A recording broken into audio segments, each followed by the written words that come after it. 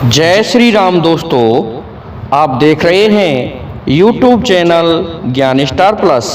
तो दोस्तों, आप सभी का हार्दिक स्वागत और अभिनंदन।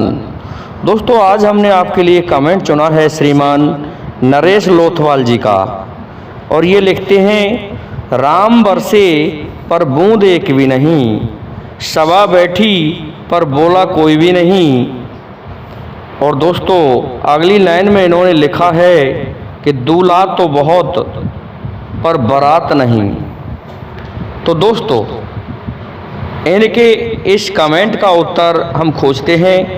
तब तक आप सभी से मेरा निवेदन है कि आप हमारे चैनल को सब्सक्राइब कर दें। दोस्तों, पहली लाइन का उत्तर है कि राम बरसे पर बूंद एक भी नहीं। ये घटना उस जगह की है कि क्या होता है कि जब नरसिंह भगत जा रहा था तो रास्ते में भगवान को टेर लगी कि मेरा भक्त भात भरने जा रहा है रामा बिटिया का, इसलिए मुझे चलना चाहिए। तो नरसिंह भगत की टूटी हुई गाड़ी थी और ऐसे बैल थे जो बिल्कुल हारे हुए थे। जब भगवान ने हाथ लगाया तो गाड़ी भी सही हो गई और बैल भी सही हो गए। भगवान भक्त के वश में होते हैं। इस प्रकार से भगवान रिक्वेस्ट करते हैं कि एक गाड़ी वाले मुझे बिठा ले, एक पल गाड़ी थाम, भक्त में हार गया। इस प्रकार से बैठ के उस गाड़ी में चले जाते हैं। नरसिंह को एक ऐसा बाड़ा बता दिया जाता है जिसमें छप्पड़ था, उसमें सो जाता है नरसिंह। भात का समय हो जाता है। भगवान सामरिया भाती बन के गए थे, पहुंच जाते हैं और भात पहनाने लगते हैं। जब कहा कि सभी के लिए समस्त सामान जब दे दिया जितना लिखाया था, तब कहा यहाँ की पब्लिक के लिए। तो पब्लिक के लिए भगवान श्री कृष्ण ने दोस्तों वहाँ पर हुंडियों की बरसात की। दोस्तों, पानी नहीं बरसा था, हुंडियों की बरसात हुई। तो राम बरसे पर बूंद एक नहीं, पहली लाइन का उत्तर यहाँ हो जाता है। और इतनी हुंडियाँ बरसी कि लोगों ने अपनी जगहों में रुका लिया कि यहाँ से हम झाड़ लेंगे इन हुंडियों को, यहाँ से हम इकट्ठा करेंगे। इसी प्रकार दूसरी लाइन पर आते हैं, सभा बैठी पर बोला एक भी नहीं। जब पांडव और कौरव दूत क्रीड़ाओं में खेल रहे थे, शकुनी की चाल से युधिष्ठिर हार जाते हैं। यहाँ तक है अंत में दोनों ने, दुर्योधन ने भी अपनी पत्नी को लगा दिया दाव पर और युधिष्ठिर ने द्रौपदी को दाव पर लगा दिया। दोस्तों, युधिष्ठिर हार जाता है उस जुए के खेल में और दुशासन को आज्ञा देता है दुर्योधन के, अब तो वह हमारी दासी है, जाओ उसे केस पकड़ कर खींच लाओ। दोस्तों, दुशासन आज्ञा पा करके जाता है द्रौपदी के महलों में और उसे केस पकड़ के खींच लाता है। दोस्तों, दुर्योधन ने आदेश दिया कि ये मेरी दासी है, मैं इसको भरी सभा में नग्न करना चाहता हूँ। लेकिन दोस्तों, कोई भी सभासद नहीं बोला, जिसमें द्रोणाचार्य, कृपाचार्य, कर्ण जैसे महारथी बैठे हुए थे। लेकिन धर्म के पक्ष में एक भी नहीं था कि स्त्री जाति को इस तरह से लज्जित नहीं करना चाहिए। तो दोस्तों, सभा बैठी थी लेकिन बोला कोई नहीं।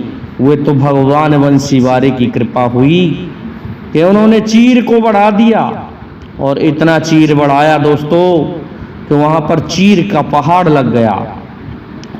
और दुशासन साड़ी को खींचते खींचते परेशान हो गया और उस ढेर में गिर जाता है दुशासन। तब कौरवों ने कहा कि ये तो चमत्कार हो गया, हम इसे नग्न नहीं कर पाए। तीसरी बात आती है दोस्तों कि दूल्हा तो बहुत परंतु बाराती नहीं। दोस्तों, ये एक स्वयंवर की कहानी है। स्वयंवरों में अक्सर आपने सुना होगा और पढ़ा होगा, देखा होगा कि जब भी किसी राजा की लड़की का स्वयंवर किया जाता है तो उसमें दोस्तों बारात नहीं जाती है, उसमें बैठने वाले समस्त दूल्हा ही होते हैं और वो सभी दूल्हा दुल्हन लेने के लिए ही आते हैं। लेकिन दुल्हन तो किसी एक को ही मिलती है। घटना देख सकते हैं द्रौपदी के स्वयंवर की, जिसमें वृद्ध जरासंध भी गया हुआ था। घटना देख सकते हैं विश्वमोहिनी स्वयंवर की। विश्वमोहिनी के स्वयंवर में स्वयं नारद जी गए हुए थे और नारद जी ने तो यहाँ तक किया था कि भगवान विष्णु से उनका स्वरूप मांग लिया और स्वरूप मांग करके कहा कि मैं आप जैसा स्वरूप लेना चाहता हूँ, श्री हरि स्वरूप मुझे चाहिए। भगवान ने नारद जी को बंदर का स्वरूप दे दिया। इस कारण से बंदर बार बार उछल रहा था कि गले में मेरे में वरमाला डलेगी, लेकिन दोस्तों वरमाला तो स्वयं भगवान श्री हरि विष्णु ने डलवा ली। भगवान श्री हरि विष्णु ले जाते हैं विश्व में ही मोहिनी को।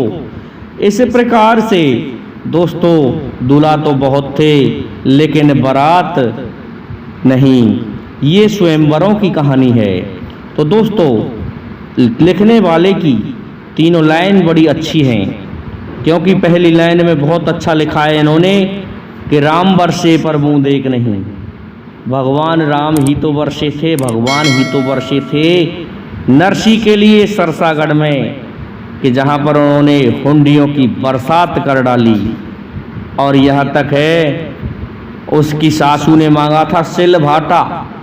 दोस्तों भगवान सोने के सिलभाटा लेकर गए थे और कहा कि सवा मन सोना, और कहा कि अरे डांटिए अपने सिलभाटा को। सिलभाटा को पकड़ा, झेल नहीं पाई, पैर पर गिर गया उसकी सासू के पर, लेकिन सोना तो सोना होता है, झेल गई सोने की मार को। इस प्रकार से राम वर्षे पर बूंद एक नहीं। दोस्तों कितनी गजब विडंबना है इस पहेली में। दूल्हा तो बहुत पर बारात नहीं। ये आपने स्वयंवर की कहानी सुन ही ली है।